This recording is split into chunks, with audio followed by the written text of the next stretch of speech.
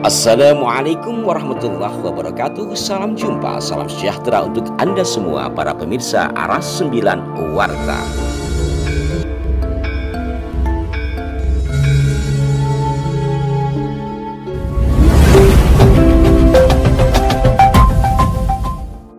Para pemirsa sekalian, penelitian nasab Ba'alwi oleh Ki Haji Imaduddin Usman Al-Bantani sampai kini tetap menarik menjadi perbincangan. Dan baru-baru ini majalah Tempo menerbitkan tulisan dengan judul Obral Gelar Habib dalam edisi majalah Tempo liputan khusus Idul Fitri. Nah, untuk halaman opini sebagiannya akan Aras 9 Warta bacakan untuk Anda. Opini Tempo, perbudakan spiritual masa kini. Autokritik Mokhtar Lubis tentang karakter masyarakat kita dalam Manusia Indonesia 1977 masih relevan hingga sekarang, meski kerap disangkal ciri-ciri tersebut terus hidup dalam alam bawah sadar kita. Dua di antaranya adalah berjiwa feodal dan berwatak lemah. Kita bisa melihatnya dari pemujaan terhadap mereka yang dianggap sebagai Habib, dalam tanda petik keturunan Nabi Muhammad. Menerima doktrin begitu saja, sebagian masyarakat menganggap orang yang menyandang gelar Habib memiliki kedudukan sosial ataupun derajat yang lebih mulia. Ini menjelaskan alasan orang tersebut memiliki banyak pengikut meskipun tindak tanduknya tercela dan bahkan bertentangan dengan hukum positif. Gara-gara itu pula tak jarang masyarakat menjadi korban kejahatan orang dengan embel-embel dalam tanda petik Habib. Orang awam mempercayai begitu saja omongan mereka, seperti dalam sejumlah kasus Habib palsu di Kalimantan Selatan beberapa tahun terakhir. Perkara Janis Miliawan Wibowo yang mengaku bernama Habib Ahmad Jans Asgaf yang sedang ditangani kepolisian daerah metropolitan Jakarta Raya juga mencerminkan dua ciri masyarakat seperti yang dimaksud Mokhtar Lubis. Ahmad membentuk grup pengajian di WhatsApp dan menahbiskan dirinya sebagai guru. Dia juga membuat blog berisi informasi nasabnya sebagai dalam tanda petik keturunan Nabi Muhammad dan mengklaim bisa mencatatkan nasab serupa bagi orang-orang yang berminat. Sejumlah orang yang terobsesi mendapatkan gelar Habib lewat jalur pintas ini kemudian rela merogoh kocek. Keinginan untuk mendapatkan status Habib bahkan meski harus membayar merupakan contoh nyata masih lestarinya feodalisme agama. Dengan memiliki gelar Habib, seseorang punya modal untuk memiliki kekuasaan religius seperti menjadi ulama. Meskipun gelar ini tak menganugerahkan hak yang istimewa bagi penyandangnya, anggapan sebagian orang Indonesia bahwa keturunan Nabi wajib dihormati membuat gelar tersebut menjadi penting.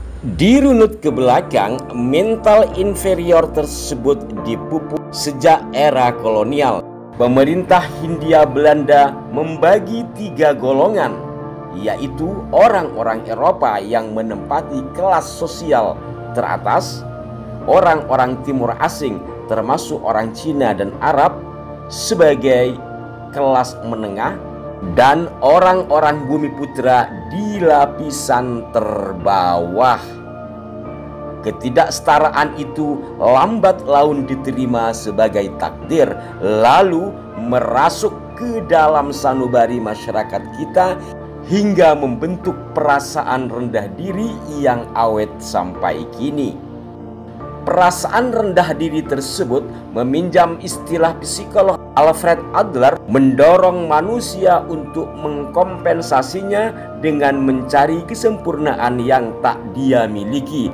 mental inferior itu lalu diluapkan dengan bereaksi secara berlebihan pada suatu hal.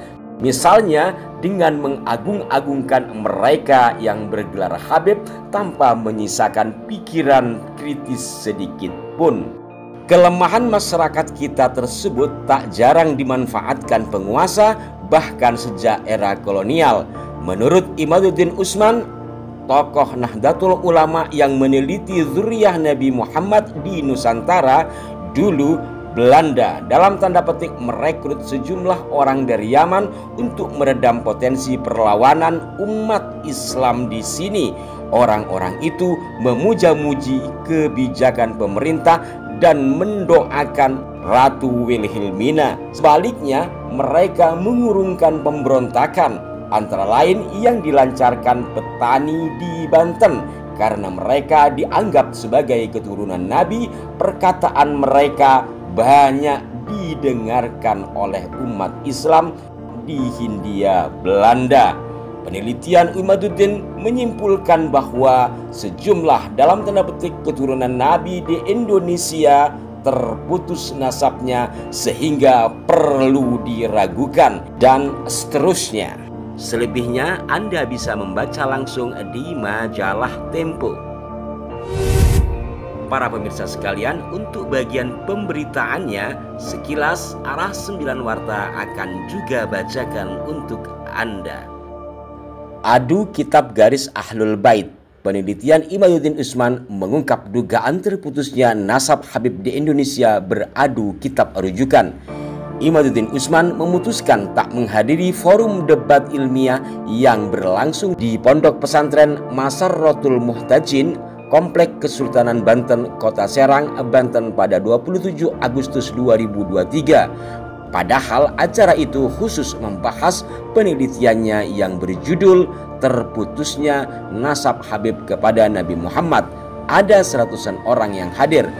Pengasuh Pondok Pesantren Salafi Nahdlatul Ulum Cempaka, Kabupaten Tanggerang itu beralasan acara tersebut tak berbau ilmiah karena tak dihadiri sesama peneliti. Debat itu juga tak diikuti oleh lembaga yang dianggap berkompeten. Saya ingin Rabithah Alawiyah yang hadir, ujar pria 47 tahun yang akrab disapa Kiai Imad saat ditemui di pondok pesantrennya pada Sabtu 30 Maret 2024. Rabithah Alawiyah yang ia maksud adalah lembaga pencatat garis keturunan Rasul di Indonesia.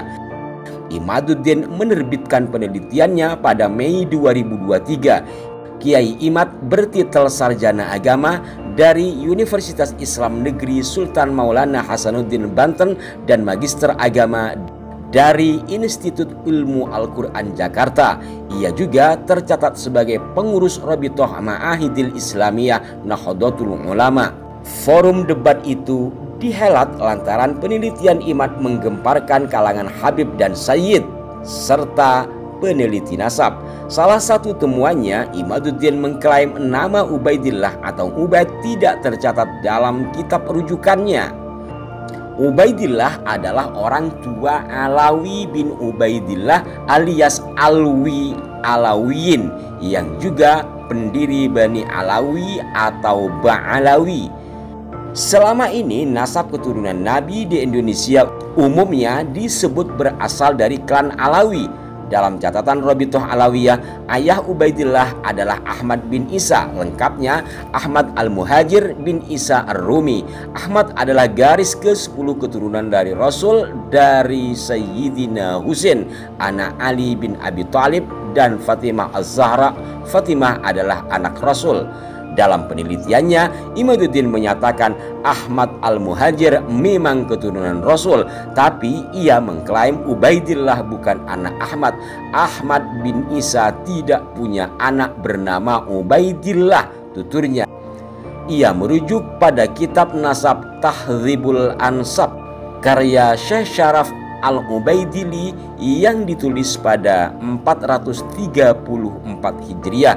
Imaduddin mengutip 6 kitab untuk penelitiannya. Selebihnya Anda bisa membacanya langsung di majalah Tempo. Sebagai informasi tambahan, majalah Tempo adalah majalah yang terbit sejak lama sekali dan sempat dibredel di era Orde Baru. Namun sampai sekarang majalah Tempo tetap eksis.